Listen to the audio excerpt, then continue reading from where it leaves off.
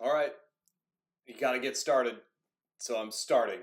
It's been a long time of thinking about something like this. I don't even know what it's going to be, but I'm starting. So I was watching the World Cup and a player goes down. Looked like it was probably a cramp. Teammate runs over, starts doing the classic just wrench on the toes while the knee stays straight, while the guy screams on the ground and loses his mind, and eventually he ends up okay. So looks like what's happening is there's a double cramp going on. So this guy is down on the ground. He's screaming his head off. He looks like he's been shot. Something of the sort has happened, and he's got one teammate trying to lock out this knee. The other teammate's trying to bend that foot back as much as he can. The referee calls for the trainers. Excuse me, the athletic trainers. I just learned that trainer is not the preferred term for athletic trainers. The ones that run onto the field to determine is this athlete safe or not is an athletic trainer. So that athletic trainer runs out onto the field, picks up exactly where the teammates left off. So we've got two teammates helping essentially stretch these cramps out. The athletic trainer runs onto the field, takes over for stretching these cramps out. And it led me to think about what I would do in that situation. Weird. I've been in that situation. In youth sports, there's not often an athletic trainer. So I was the sports performance coach at an academy. I was also the goalkeeper coach. We went to these showcases where there were, 20 something fields, teams everywhere, kids everywhere, and there was like a athletic training tent. And if someone went down on the field, often, if it was not serious enough, someone from staff would go out, see if the kid's okay, help them up, move on. If it wasn't, the kid stays down, maybe something serious is going on, then we have to wait for an athletic trainer to come from the tent, wherever that tent might be. You might get lucky, it's right next to you, and other times, often, it is like 6 fields away. So I found myself in that situation, and ultimately it led me to watching TV, it looks like cavemen trying to figure out how to make fire. And it is comical for me because it looks like understanding a bit about neurology. I'm not going to say I understand how the human brain works. We don't know. But we know enough that the site of the issue is rarely the resolution for that issue. So, in this situation, my God, my calf, my calf, my calf, my calf. He's screaming about his calf, his other calf, his other calf, his other calf, his other calf.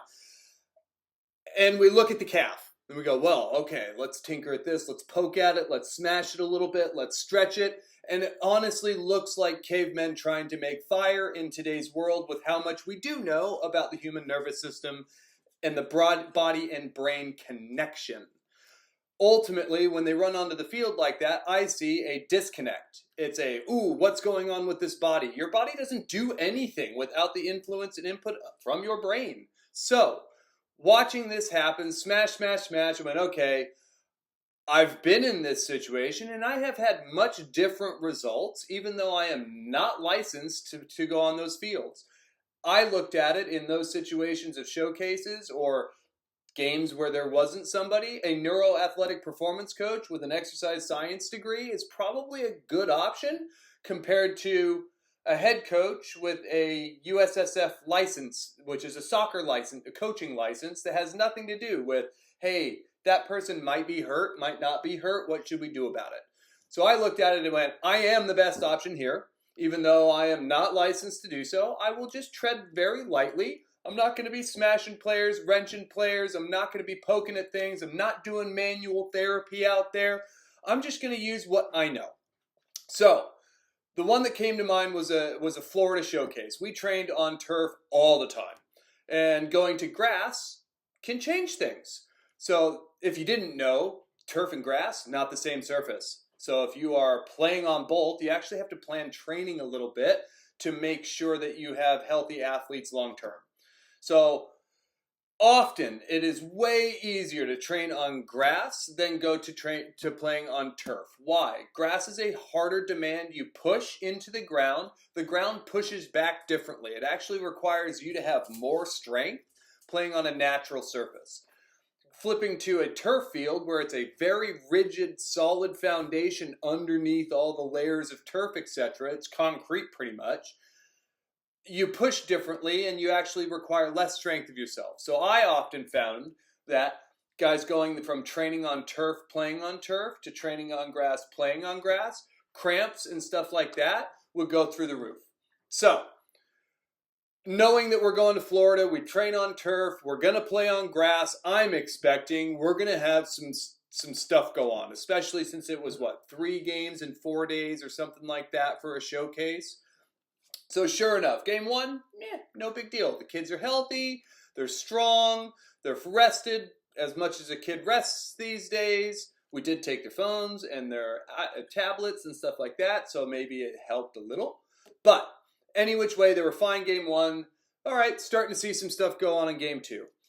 Guy goes down.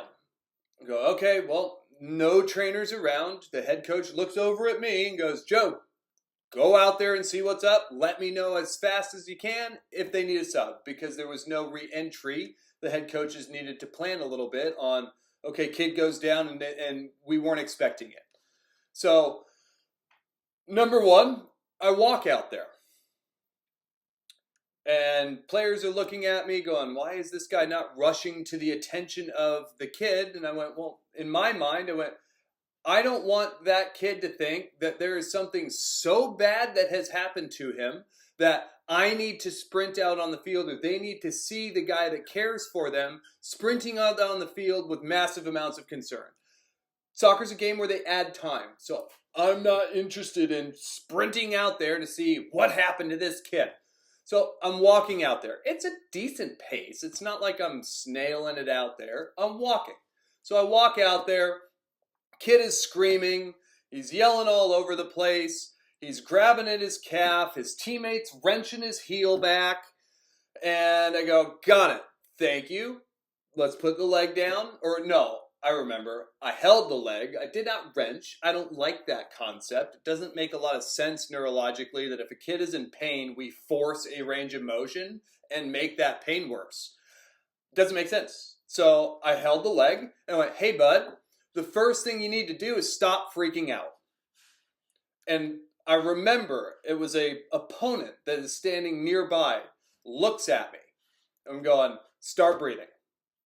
And the kid's not breathing. He's still riling around. He's still, wrench the calf, or wrench the heel. I'm like, dude, just take a breath.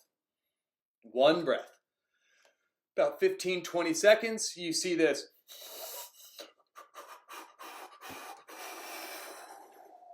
And there was the first breath. The next one was a little more relaxed. The next one was a little more relaxed. The last one was normal breathing. I go, hey, start moving your foot in a circle. He looks at me, says, start moving your foot in a circle. And he goes, all right. So he starts moving his foot in a circle. I do have the leg raised. I do have the knee locked, because there are some ideas behind that, like a nerve glide, that those would help tension that nerve that's creating a problem in that calf. Your muscles don't work by themselves, by the way, if you didn't know that. They are directly connected to the brain, and they don't do anything without that brain connection. So working on the nerves might be an evolution to smashing muscles, shocking muscles, etc. All great options, but not the only options. So if you're not getting help from those options, know that there are a lot more out there that you haven't explored yet. So I'm out there, we're doing some ankle circles with a knee straight, thinking, hey, this is creating kind of a nerve glide type of idea while he's breathing. This has taken a long time to talk about this. On field, this is maybe about 30, 45 seconds. So I get out there, start asking the kid to breathe. Other kids are looking at me going, what is this guy doing? I get him to calm down. We start doing some ankle circles. Kid goes, hey, I feel fine. Let's go. Sweet. He does have to come off since I came on, but We jog off the field. Weird. I walk on. We jog off. Jog off the field. Give the coach a thumbs up. He's ready to return. He goes back and plays. Then I think, well, in the athletic training world, guy sprints onto the field, runs onto the field, major concern. There's not one thought about breathing. I'm watching on TV this guy just continually freak out. Freak out and freak out and freak out until it, in my opinion, resolves itself. He has been out of the action long enough for his nervous system to go, I am tired, let's calm down a little bit. It has nothing to do with smashing a muscle, wrenching a foot, whatever it is. But that was the initial thought that I had today. Since I haven't been doing these videos, I went, I've got to start. Today I'm going to start. And unfortunately, that was the thought that came to mind was, hey, athletic trainers going onto the field doesn't seem to be a valid option anymore. It seems a bit archaic, and it seems a bit like a caveman. And unfortunately, again, I just presented to an athletic training society on exactly this kind of stuff on, hey, your brain stem is a part of gating pain. So if you want pain to go away, we should probably start adding brainstem exercises like smell, different eye movements, how you use your face, your jaw, your mouth, your teeth, your shrugging ability, your neck stability, hearing and balance.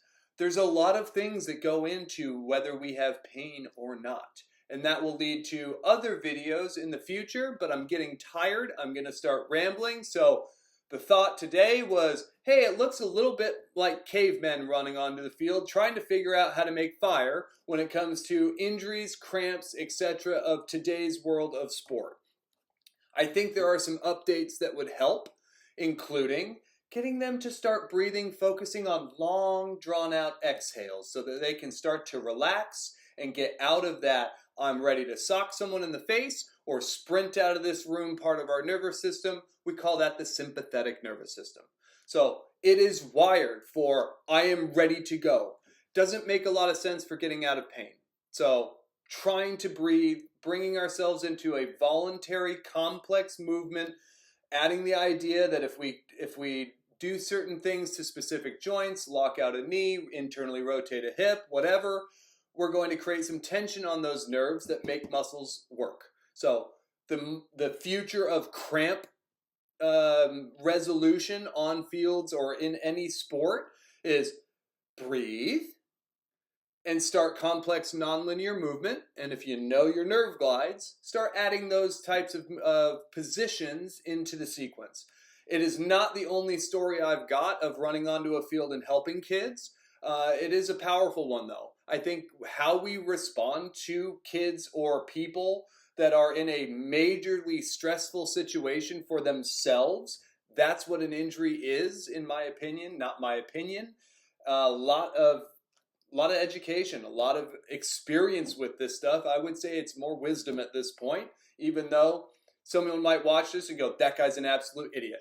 Yeah, I'm sorry. That's why I'm starting these videos, is start getting my opinion out there because it's not my own and it does work.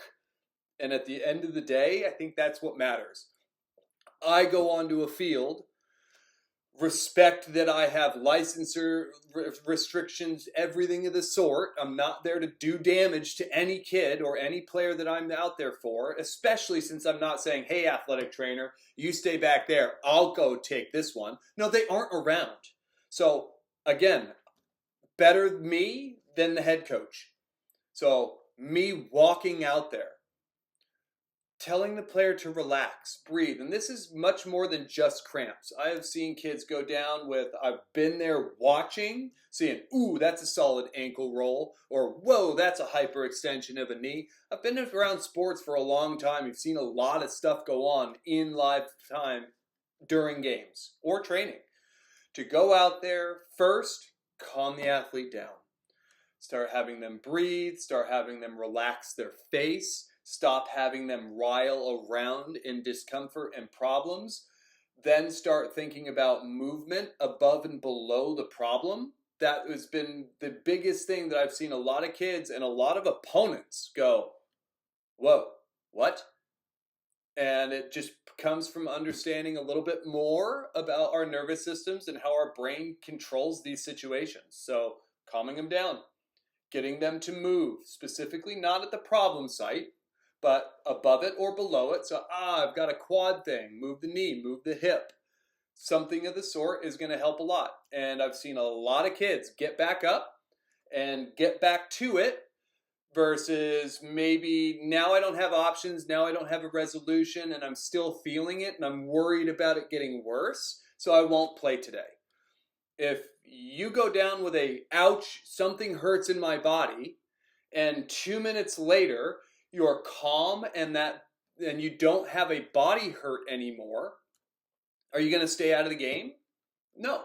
And I think that just how we handle these initial issues, these initial pains, these initial body sensations is a massive part of what happens long term with them going forward.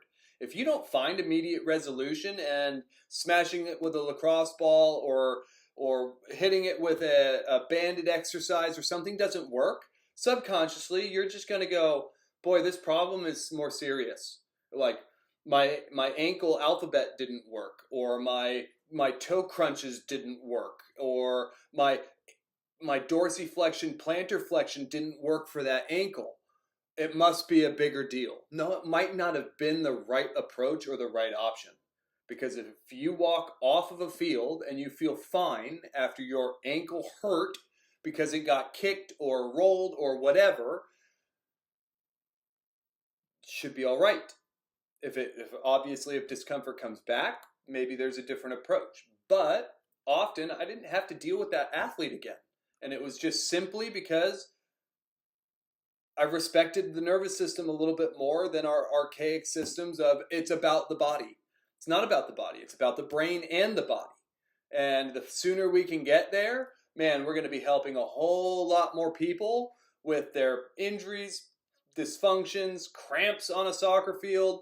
And man, I will get to watch TV and go, how are they going to solve that puzzle? Not, great, caveman approach. Smash it, bend it, stretch it, rub it, spray it, scratch our heads at it, talk to them about it, whisper in their ears, get really freaking close to their faces. That's the common way to going about things at the moment. So unfortunately, a little bit of a controversial topic to start it, but hey, I started and it felt good. We'll see you next time.